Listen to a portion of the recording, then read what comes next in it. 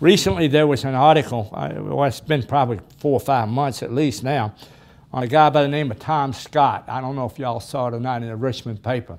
And Tom Scott was an All-American football and lacrosse player at UVA and a member of college football's Hall of Fame. And after college, he played in the NFL for the Philadelphia Eagles and the New York Giants, was the captain of both teams, a very outstanding player. And he believed football was a major part of his success in life.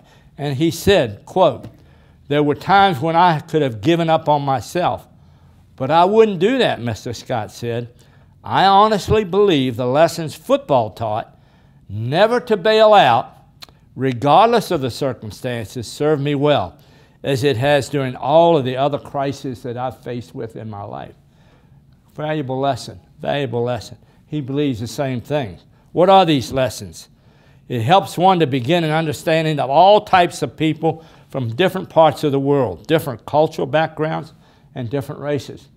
I had a linebacker who was a Samoan, a guy by the name of Junior Seau. He was a Samoan, probably the best leader I have ever been around, the best player I've ever been around, the best practice player I've ever been around, and one of the best human beings I've ever been around.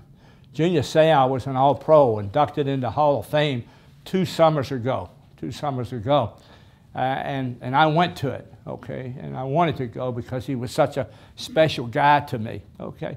But Junior Seau, we all knew what he accomplished as a player, but what we didn't know is what type of human being he was. And he used to put on a golf tournament in the city of San Diego, and there would be perhaps as many as, a lot of pro athletes would come in for Junior.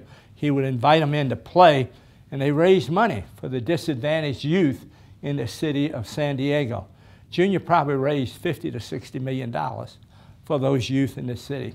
And every Christmas, he would pick 5 to 10 kids out from this disadvantaged area in the city of San Diego, and he would take them personally Christmas shopping. And he would give them a certain amount of money that they could buy with, and he would take them shopping and let them do that. Very wonderful human being, okay? But he never forgot where he was from. I attended his funeral, and unfortunately he took his own life. But in his funeral, his mother, who was a Samoan, and we were going through a number of Samoan customs during the service, sat there and held his hand for 3 hours while he laid in the casket. Very, very emotional people, very emotional people. Our punter was a guy named Bennett from Australia. That guy's called him the mate. First time he ever tried out, okay? He was a guy that played rugby in Australia, but he could kick. And he's trying out, and we got a snapper out there to snap him the ball, okay? And the guy snaps the ball so hard, he hit him right in the nose. And his nose, bloodied his nose, okay? He said, "Gee, I didn't know it was this rough," you know, something to that effect. Became a great, great punter. But he mingled well with our ball club and was very, very special. And then I had a young man, and you never know what's being said and what happens. I had a young man from Pottstown, Pennsylvania that played for me at the University of Maryland. And we had a fine football team, some really great people. Boomer Esiason was our quarterback, and a really good one, and a great person, great human being. Boomer's mother died of cancer, and every year they used to hold this big benefit dance, and girls in the campus would come and want to dance with Boomer, and a certain amount of money would go to this fund for that particular reason. And he'd stay up at 2 or 3 o'clock in the morning doing it. Wonderful human being.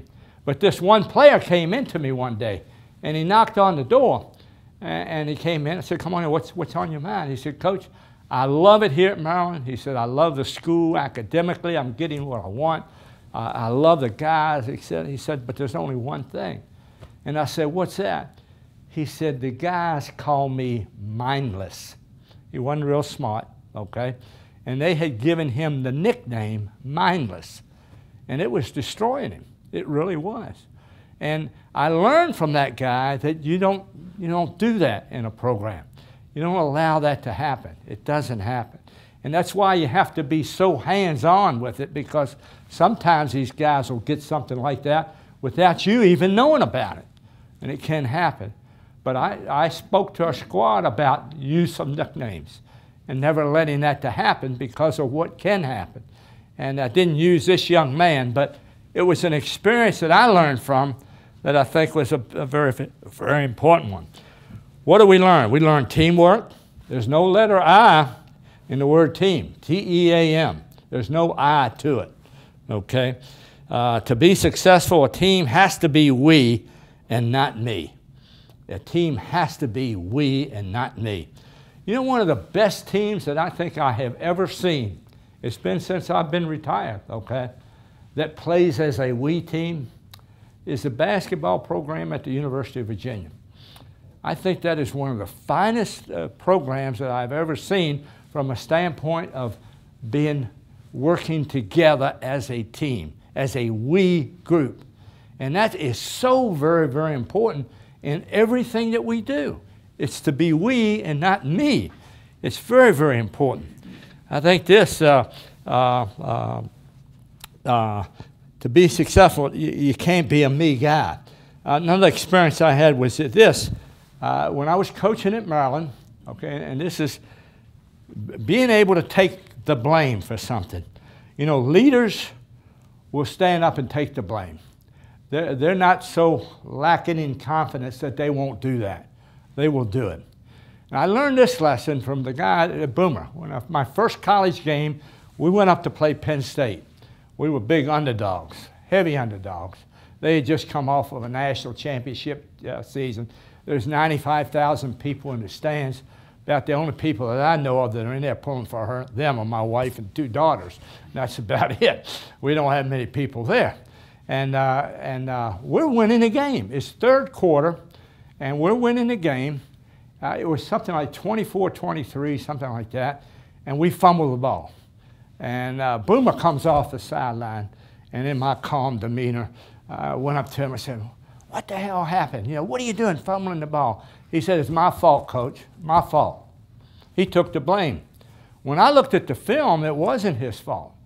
It wasn't his fault at all. But he had enough self-confidence and a belief in himself that he could absorb that as a leader. And he absorbed that. I later coached another player very similar to him in the National Football League. Tremendous talent, just as good an arm, wonderful, except that he couldn't take the blame. He couldn't. So one day I called him in, and I'm sitting there in my office, and this is a guy 27, 28 years of age. And I said, you know, we need some leadership on this team, and I'm expecting it from you. And you know, this is the way you got to handle things. And I talked to him, and I told him the story of Boomer and how he had taken the blame for that particular thing. And I said, there had been some resentment in our program because there was a lot of finger pointing. You know what I mean? Where you point fingers at different people. So I make the talk to him and say, "You understand?" "Yes, sir. Yes, sir, I sure do." So we go out on the practice field, okay? And all of a sudden, right in the middle of teamwork, we fumble the ball. So the light bulb goes on. I got a chance to put this guy in a position where he can take the blame, okay? So I said, "So-and-so," in front of the whole team, "What are you doing? You don't fumble a ball from center in the NFL. What the heck happened?" Waiting for him to take the blame, you know. He points to the center, and he says it's his fault. Just like that. Do you know I cut that guy? I did. And he was a talent, but I never thought he was going to have what you need to have in the way of leadership. And he was in a leadership position. So it's very, very, very, very important to be able to take the blame on things, okay? We's important in business. If you have too many me's, you're not going to be successful. You've got to have we people who work together as a part of a team. You know, we's important in a family. It's extremely important in a family. We used to always, in our family, stress little things like going to church together, at least having one meal together where we could sit down and we could talk and converse with one another about things that we thought had happened during that particular day. But I always treated every team I ever coached as a family.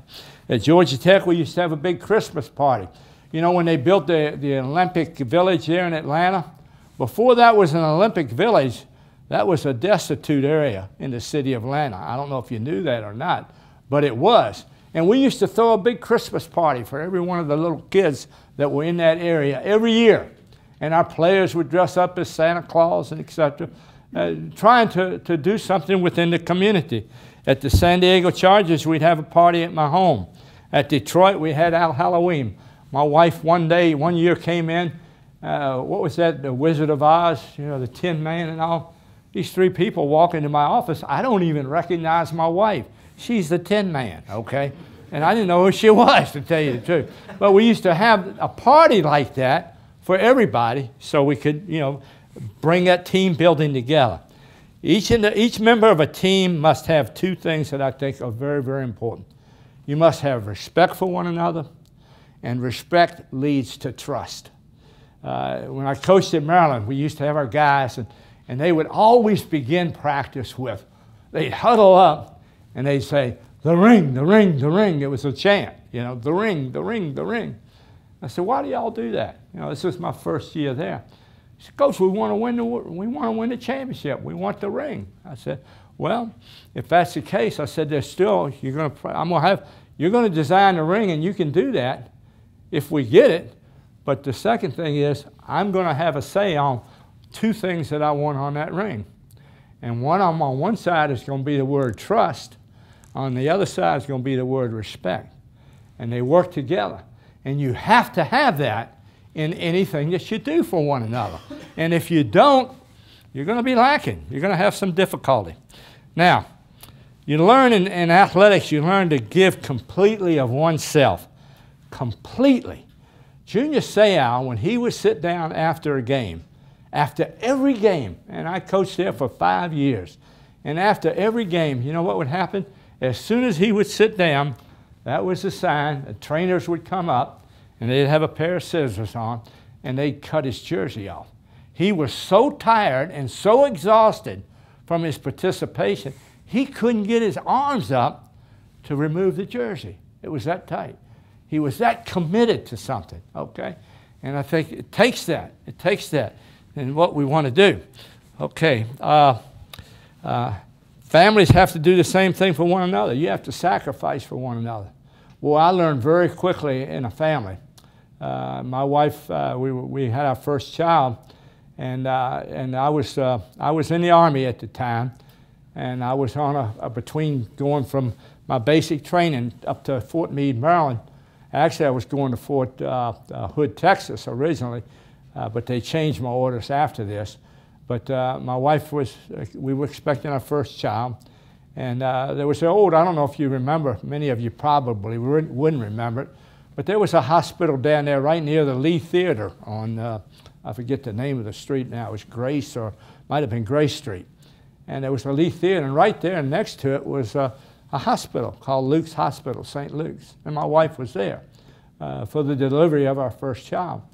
And I'm staying with my mother-in-law up on Floyd Avenue. We get the call, come on down, your wife's going into the delivery room. So we go in. I get there, the lady says, come on upstairs. We get on the elevator. I'm getting off the elevator, and I'm seeing them wheel my wife out of the delivery room. I'm watching them do that. And all of a sudden, the doctor comes down to me real fast. And he says, your wife's doing fine, but your baby didn't live. Just like that. Your wife's doing fine, but your baby didn't live. I mean, I backed up against the wall. And I said, you said what? He said, your baby didn't live. I knew right then and there are going to be problems in your life. And you better be together. You better be we and not me, so that you share in those things. And fortunately, we had 5 children thereafter. And it was a huge part. But we later even lost a granddaughter through a heart transplant. And you're going to experience things like this in your life, and that's why you need to be we. Very, very important, not only for just football, but for the other things as well. Families are the same. They have to sacrifice for one another. We moved 32 times, okay, in my profession, 32 times. My wife deserves a gold medal, as do our children for their sacrifices during our career. I mean, I'm hearing from some of them even right now how hard it was for them to make those moves, you know. But we worked together. We worked together and got through it. I might add that we always encourage our children to participate in sports or outside activities. It helped them make friends much, much quicker. We learned that. Our teams at Georgia Tech and the Citadel had to persevere. I used to read this, and it's titled, "Those Who Win." And it says this: I once knew a man who would figure and plan the deed he intended to do. But when the time came to get in the game, he never put anything through. He would dream with a smile of the afterwhile and the deed he would do pretty soon. He was all right at heart, but he never would start. He never could get quite in tune. If he would have done half the things he'd begun, he'd be listed among those of fame. But he didn't produce, so he was of no use. Good intentions do not win the game. It is easy to dream and to plan and to scheme and to let them drop out of sight. But the people that put through what their dreams bring to view are the people who win out in the fight to win.